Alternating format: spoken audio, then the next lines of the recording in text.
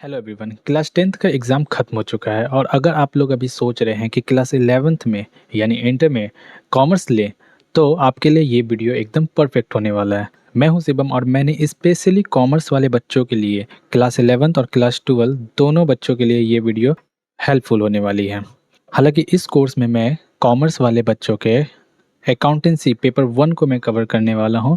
इसमें मैं आपको अकाउंटेंसी पूरा बेसिक लेवल से प्रो लेवल तक मैं समझाऊंगा। तो इसलिए मैं आप लोगों से एक रिक्वेस्ट करता हूँ कि आप लोग मेरे इस चैनल को सब्सक्राइब कर लें और अपने दोस्तों को भी शेयर करें जो लोग इंटर में कॉमर्स लेने वाले हैं या फिर ले चुके हैं। और अगर आप लोगों को कुछ डाउट हो तो आप लोग मुझे डायरेक्ट इंस्टाग्राम में भी डीएम कर सकते हैं जो कि है @nexuswire। और अगर आप लोग साहिबगंज में रह रहे हैं और ऑफलाइन क्लासेस के लिए खोज रहे हैं तो आप लोग मुझसे संपर्क कर सकते हैं। तो सबसे पहले क्लास 11th के सिलेबस के बारे में हम लोग बात कर लेते हैं। तो क्लास 11th में बेसिकली आप लोगों को दो पार्ट में ये अकाउंटेंसी पेपर 1 को पढ़ना है, जिसमें से पार्ट ए में यानी फर्स्ट पार्ट में जो है आपको थ्योरेटिकल फ्रेमवर्क और अकाउंटिंग प्रोसेस देखने को मिलेगा।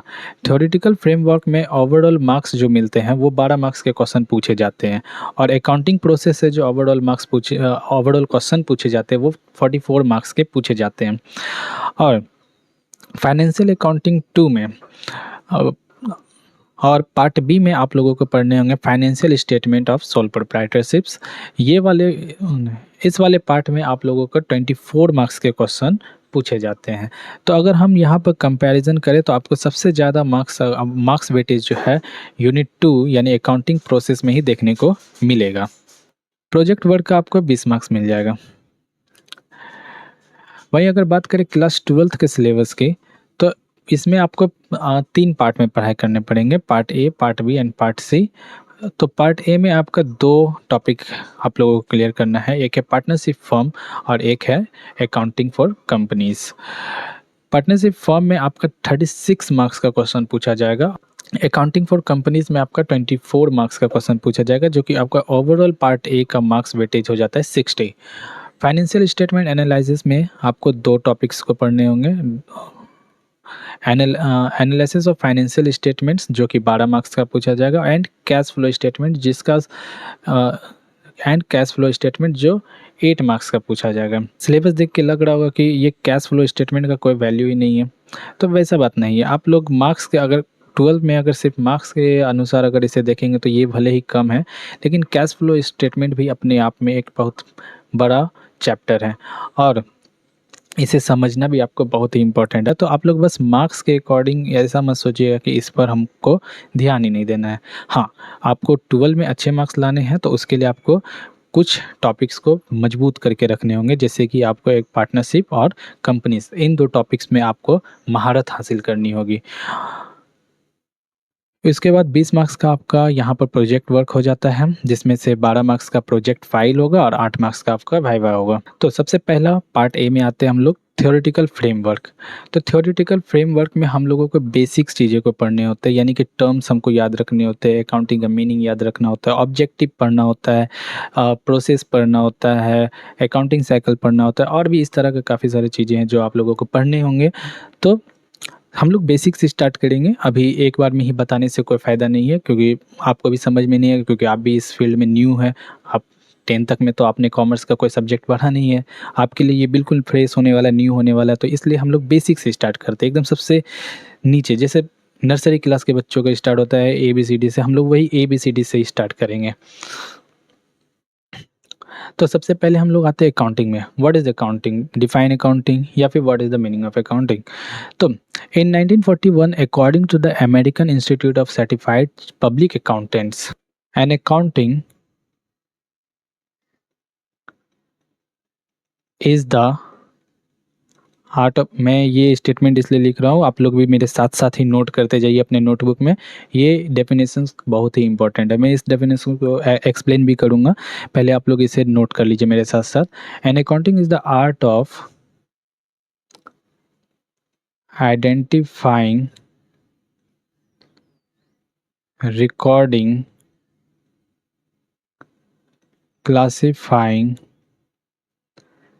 and summarizing in a significant manner and in terms of ink change करने दीजिए 1 मिनट मनी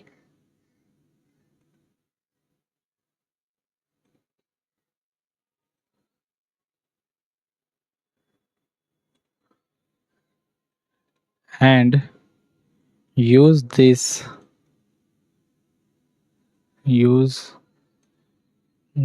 नहीं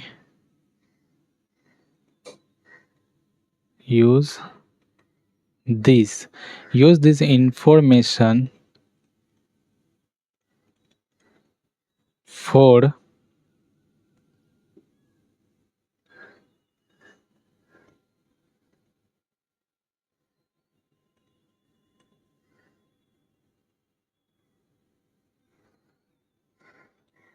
analyzing, interpreting and communicating to the interested user।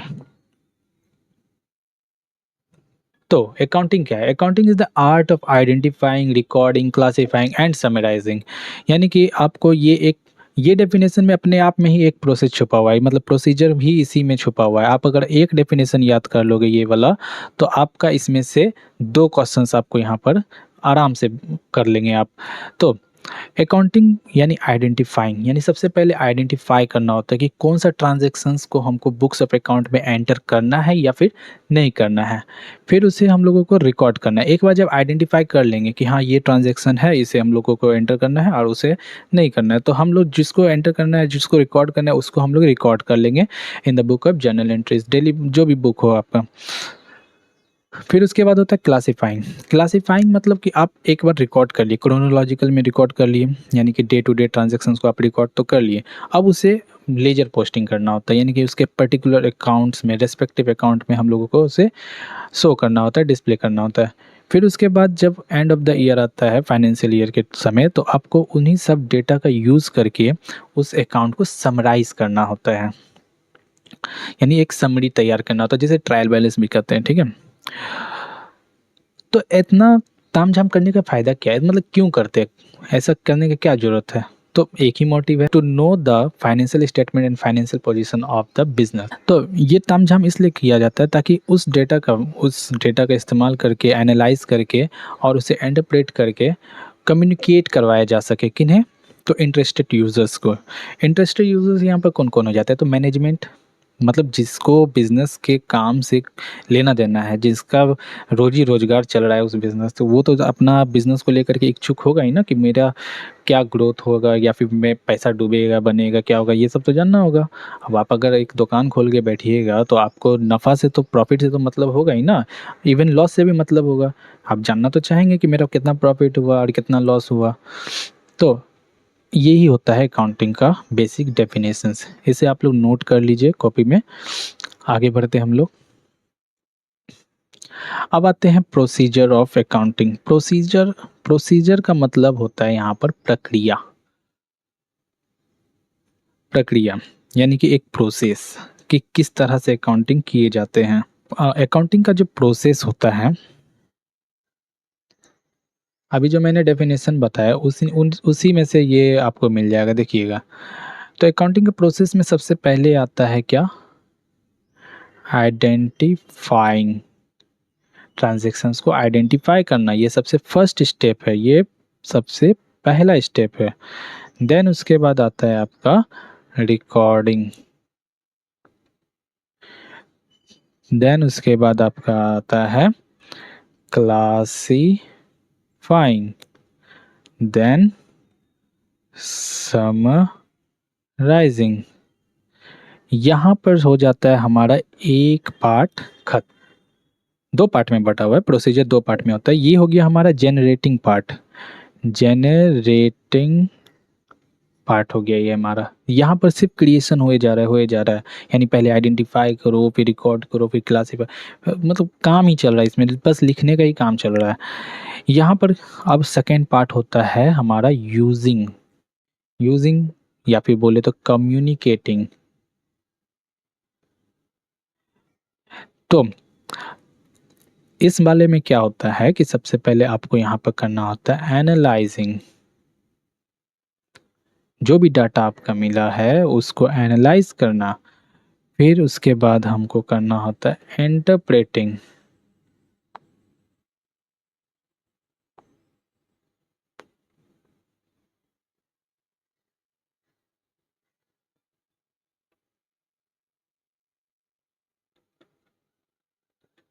Interpreting interpreting यानी कि उस डेटा का हम लोगों को फाइनेंशियल स्टेटमेंट तैयार करेंगे ताकि हमको फाइनेंशियल पोजीशन के बारे में पता चल सके। फिर उसके बाद हमको इसको कराना होता है कम्युनिकेटिंग। जैसा मैंने डेफिनेशन में बताया था ठीक है वैसा ही है, क्वेश्चन अलग अलग है, आंसर आपका सिमिलर बनेगा। तो आपका एक क्वेश्चन में एक मतलब आपको याद करना होगा एक बार एक चीज़ को, लेकिन आपका हो जाएगा दो चीज़ प्रिपेयर। इसी को तो कहते हैं एक तीर से दो निशाना। नेक्स्ट आते हैं हम लोग अकाउंटिंग साइकिल। ये भी उसी की तरह ही है, बहुत आसान है। अकाउंटिंग साइकिल क्या होता है, आप लोगों ने वाटर साइकिल के बारे में पढ़ा था, तो आज पढ़िए आप लोग अकाउंटिंग साइकिल क्या होता है। तो अकाउंटिंग साइकिल जो होता है वो आपका रिकॉर्डिंग से शुरू होता है, देन सेकेंड स्टेज में लेजर में जाता है, देन थर्ड स्टेज में उसका ट्रायल बैलेंस बनता है, फोर्थ स्टेज में उसका फाइनल अकाउंट्स प्रिपेयर होता है, फाइनल अकाउंट बनता है, उसका फाइनल अकाउंट बनता है। देन उसके बाद फिर यहाँ से वो इसी स्टेज में चला जाता है। करने का मतलब यहाँ पर ये ओपन हुआ और यहाँ पर से वो क्लोज हो गया। तो ये प्रोसेस लगातार चलते रहता है। Final accounts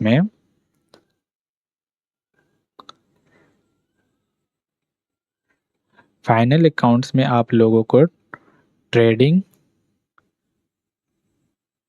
profit and loss और बैलेंस शीट, ये तीन चीज़ों को बनाने की ज़रूरत पड़ती है। बेसिकली ये तो कंबाइंड ही होता है, ये बैलेंस शीट और trading profit and loss account, ठीक है। जिसमें से ये बैलेंस शीट को स्टेटमेंट कहा जाता है। बैलेंस शीट को क्या कहा जाता है, स्टेटमेंट कहा जाता है। बैलेंस शीट को क्या कहा जाता है, स्टेटमेंट कहा जाता है, ठीक है। यही हमारा बैलेंस शीट हमारा फाइनेंशियल पोजीशन बताता है किसी भी बिजनेस, किसी भी फर्म, किसी भी कंपनी, किसी भी ऑर्गेनाइजेशंस का, ठीक है। ट्रेडिंग अकाउंट हमें ग्रॉस प्रॉफिट और लॉस बताता है, प्रॉफिट एंड लॉस हमें नेट प्रॉफिट और लॉस बताता है, ठीक है।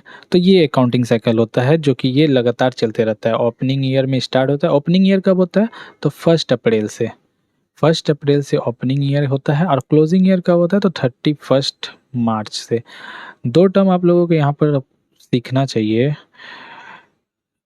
एक फाइनेंशियल ईयर के बारे में आप लोग सुने ही होंगे। तो फाइनेंशियल ईयर क्या होता है, देखिए ये आपका, आपने कैलेंडर ईयर के बारे में तो जाना ही होगा। कैलेंडर ईयर यानी कि जनवरी से दिसंबर तक, ये होता है कैलेंडर ईयर। लेकिन बिजनेस कॉमर्स के फील्ड में जो है आप लोगों को फाइनेंशियल ईयर समझना होगा कि फाइनेंशियल ईयर क्या होता है। तो फाइनेंशियल ईयर 1 अप्रैल से शुरू होता है और 31 मार्च में जाके ख़त्म होता है। यानी अब मान लीजिए जैसे अभी 2026 चल रहा है, तो 1 अप्रैल 2026 जो होगा वो आपका ओपनिंग ईयर कहलाएगा, और इसका एंडिंग ईयर कब होगा, तो 31 मार्च 2027 को इसका एंड होगा, ठीक है। आगे बढ़ते हैं। अब बात करते हैं अब बात करते हैं इकोनॉमिक एक्टिविटीज़ की। तो आपने इकोनॉमिक्स वाले चैप्टर में जो आपने स्कूल में पढ़े होंगे, तो इकोनॉमिक्स वाले चैप्टर में आप लोगों ने 3 चीज़ें, 3 एक्टिविटी के बारे में तो पढ़े ही होंगे, मतलब 3 सेक्टर के बारे में तो पढ़े ही होंगे। एक होता है प्राइमरी सेक्टर, एक होता है सेकेंडरी सेक्टर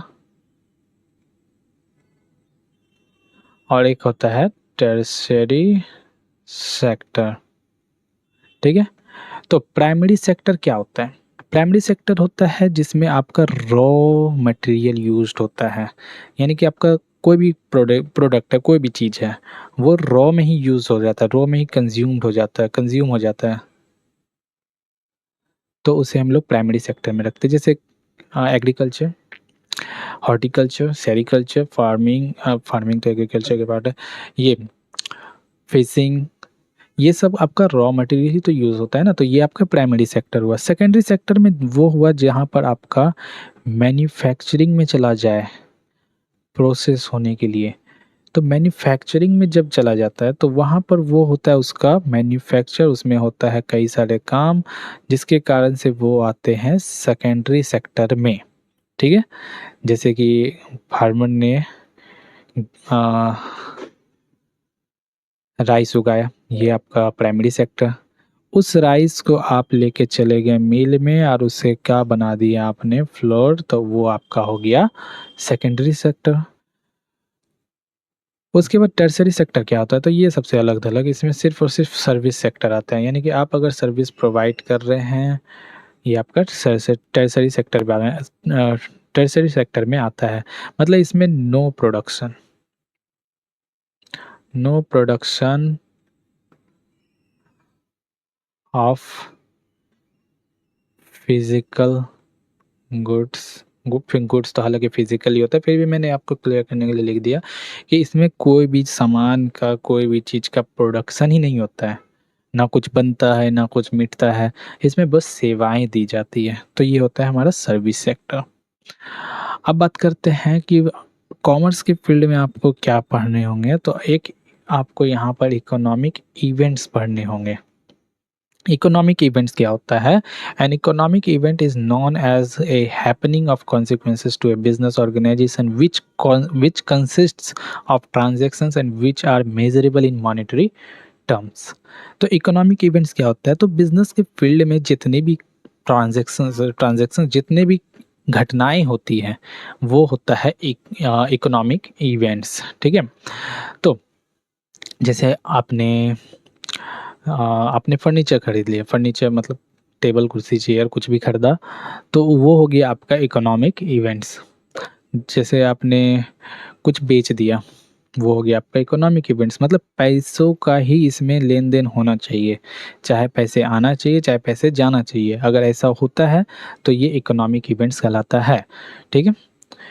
इकोनॉमिक इवेंट्स दो पेज, अच्छा रुको, ये वाला अभी यहाँ पर ध्यान मत देना।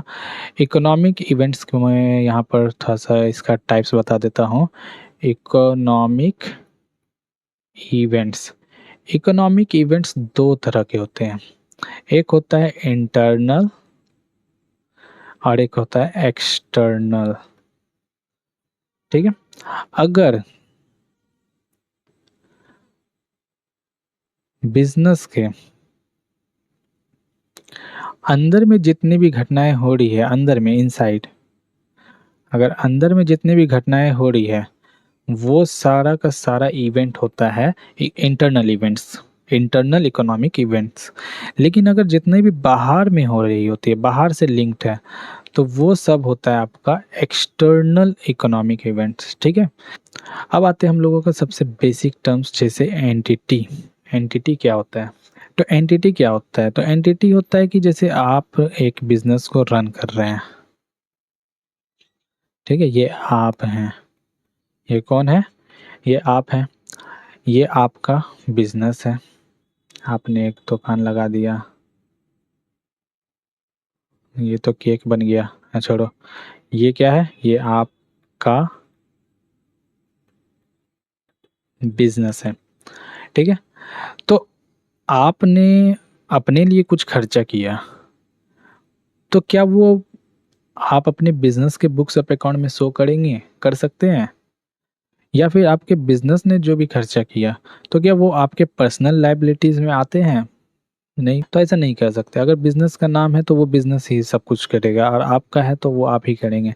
तो यहाँ पर हो जाता है एक एंटिटी का पर्दा यहाँ पर रहता है, जिसे सेपरेट लीगल एंटिटी भी कहते हैं, ठीक है?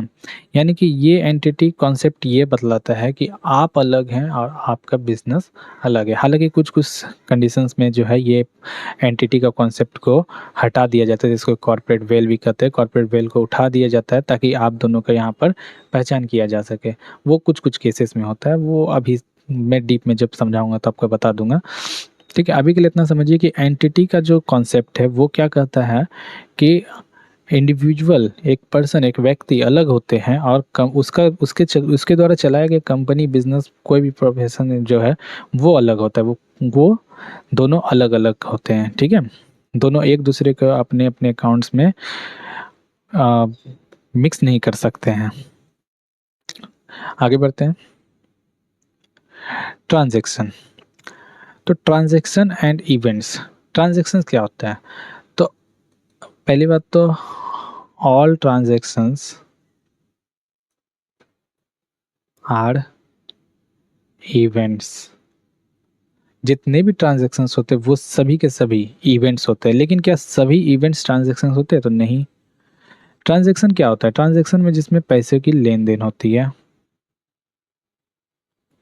ठीक है? पैसों की लेन-देन होती है। आपने कुछ परचेज़ किया, यानी कुछ खरीदी की, या फिर सेल किया, यानी कुछ बेचा। तो इसमें आपका पैसा आएगा, पैसा जाएगा, ये हो रहा है, तो इसे हम लोग ट्रांज़ैक्शन कहते हैं। इसी को हम लोगों को पहचान करके रिकॉर्ड करना होता है बुक्स ऑफ अकाउंट में। लेकिन इवेंट्स क्या होता है? इवेंट्स वो घटना होता है जिसमें पैसों की तो कोई लेन-देन ही नहीं हुई है। मतलब जिसमें पैसों की लेन-देन नहीं हुए वो भी इवेंट्स है, और जो जिसमें पैसों की लेन-देन हुई है तो वो भी ट्रांज़ैक्शन के अंडर में वो भी एक इवेंट ही कहलाएगा। लेकिन ये इवेंट क्या होता है, इसमें स्पेशली कोई भी पैसों की ट्रांज़ैक्शन नहीं होती है। जैसे आपने एक स्टाफ को रख लिया, ठीक है? तो आपने एक स्टाफ को अपने यहाँ जॉब दे दिया, काम दे दिया। तो क्या ये कोई ट्रांज़ैक्शन है? क्या आपने पेमेंट कर दी पहले? आपने एडवांस में पेमेंट कर दी थी? नहीं। तो आपने उसे कहा कि हाँ ठीक है, आओ मेरे दुकान में रहो, काम करो। तो ये जो इवेंट हुआ, ये हमारा इवेंट कहलाएगा। ये जो घटना हुआ ये इवेंट कहलाएगा। अब मान लीजिए 1 महीना काम करने के बाद आपने उसे मंथली पेमेंट कर दी। आपने उसका मंथली पे कर दिया। अब सैलरी पे कर दिया, ठीक है? तो उस टाइम पे वो इवेंट जो है वो ट्रांज़ैक्शन कहलाएगा। लेकिन अभी तक के लिए ये क्या है, एक इवेंट ही है, एक घटना ही है, जिसे हम लोग बुक्स ऑफ अकाउंट में रिकॉर्ड नहीं करेंगे। तो ये वाला इवेंट्स जो है बुक्स ऑफ अकाउंट में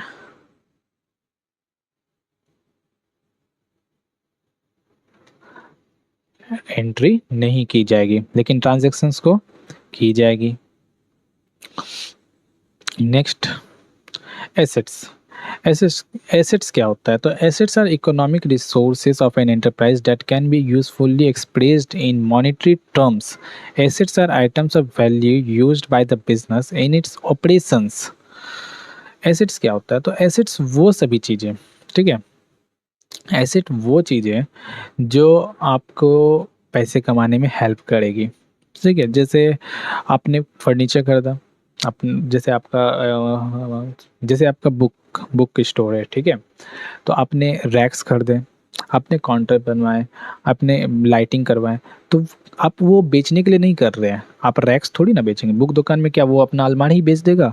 बुक दुकान में जाते तो क्या वो अपना काउंटर ही बेच देगा? तो वो बेचने के लिए नहीं होता है, वो आपने यूज़ किया अपने बिज़नेस को रन करने के लिए। तो वो एसेट्स आपको हेल्प कर रही है, आपको बिज़नेस चलाने के लिए, आपको प्रॉफ़िट अर्न करने के लिए। तो उन सभी संपत्ति को हम लोग एसेट कहते हैं। आपका जो बिल्डिंग है, जिसमें आप दुकान खोल के बैठे हुए, जिसमें आपका कंपनी चल रहा है, वो एसेट है, ठीक है? फॉर एग्ज़ाम्पल जैसे यहाँ पर एग्ज़ाम्पल है, ये आप लोग भी पढ़ लीजिएगा कि मैं ही पढ़ दूँ, छोड़ो मैं ही प प बता देता हूँ। तो जैसे यहाँ पर एक एग्ज़ाम्पल है, super bazaar owns a fleet of trucks which is used by it for delivering food stuffs. The trucks thus provide economic benefit to the enterprise. This item will be shown on the asset side of the balance sheet of super बाज़ार। तो एक super बाज़ार है, उसके पास एक truck है, एक नहीं कई सारे ट्रक हैं, ठीक है? तो वो ट्रक क्यों रखा है? ताकि गुड्स को डिलीवर कर सके। अब ये जो इसका ट्रक्स का जो भी अमाउंट रहेगा, वो ट्रक्स जो है क्या कहलाएगा? सबसे पहली बात वो एसेट्स कहला जाएगा। तो इस कारण से इसका एंट्री बुक्स ऑफ अकाउंट में करेंगे जब कब खर्च किए हैं तो इसमें कुछ ना कुछ इसका अमाउंट है, तो इसका एंट्री तो करेंगे, लेकिन ये एंट्री हम लोगों को करने होंगे बैलेंस शीट में, जो कि एक बार खरीदने पर हम लोग इसको जनरल एंट्रीज में लेजर पोस्टिंग जरूर करेंगे, लेकिन ये हर साल हम लोगों को इसको बैलेंस शीट में दिखाना ही पड़ेगा। इवन इसमें डेप्रिसिएशंस भी लगेगा। डेप्रिसिएशन क्या होता है वो भी मैं बता दूंगा आगे। डेप्रिसिएशन अभी के लिए इतना समझिए कि कोई भी एसेट, कोई भी चीज़ अगर इस्तेमाल हो रही होती है तो वो समय के साथ साथ उसका एज कम हो जाता है, उसका मतलब वैल्यू ख़त्म हो जाता है, कम होते जाता है, ठीक है? जैसे आपके पास अगर मान लीजिए अभी आपके पास एक आईफोन है, तो क्या हर साल वो एक ही रहेगा? वो तो कुछ ना कुछ समय पर जो है वो डाउनग्रेड होते जाएगा। तो इसे ही डेप्रिसिएशन कहते हैं, ठीक है?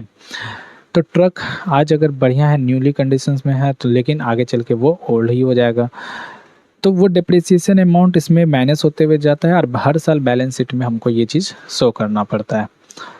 आगे बढ़ते हैं, हम लोगों का आ जाता है लायबिलिटीज़। लायबिलिटीज़ आर ऑब्लिगेशंस और debts that an enterprise has to pay to some time in the future.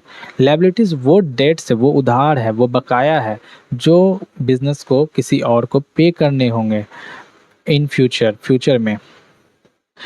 Example जैसे purchase on credit, bank loans, overdraft. Purchase on credit यानी उधार में खरीदी कर लिए, अपने होलसेलर, अपने सप्लायर से उधार में ले लिए सामान, तो उसको आपको पे तो करना ही पड़ेगा। तो ये हो गया आपका liability. Okay, enough for today. अगले क्लास में हम लोग और भी टर्म्स को हम लोग समझेंगे, जिसमें से मैं बात करूँगा हमारा कौन कौन सा टर्म हो गया, इवेंट हो गया, हमारा कौन कौन सा टर्म्स हो गया है, इवेंट हो गया, ट्रांजैक्शन हो गया है, एसेट्स हो गया, लायबिलिटीज़ हो गया है। ओके, नेक्स्ट वीडियो में मैं कैपिटल को कवर करूँगा, फिर सेल्स, फिर रेवेन्यू, फिर एक्सपेंसेस, फिर नहीं प्रॉफिट, फिर गेन,